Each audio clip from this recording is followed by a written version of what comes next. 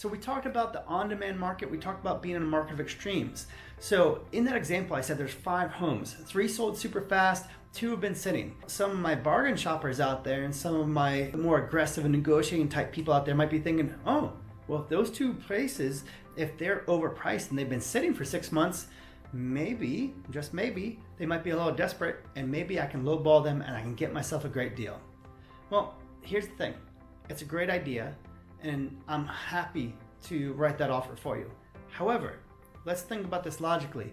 If that seller is unrealistic on their price and they've been sitting for 4 to 6 months and have not done that price drop, how realistic do you think they are to sell at a reasonable price? Chances are pretty slim.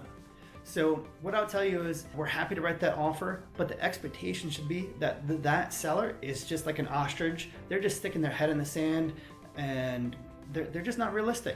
So here's what's crazy.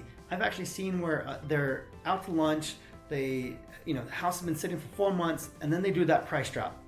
And all of a sudden there's a bidding war.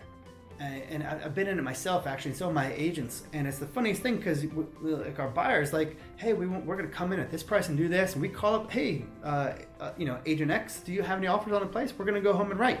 And like, actually, we're expecting 2 other offers.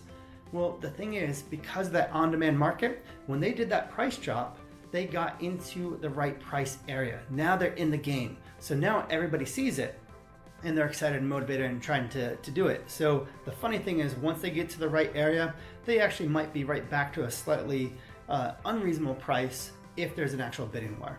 So just be aware of that. It's pretty wild out there. Again, that's just the joys of how connected our whole industry is now. Thanks for watching. I will see you in the next video.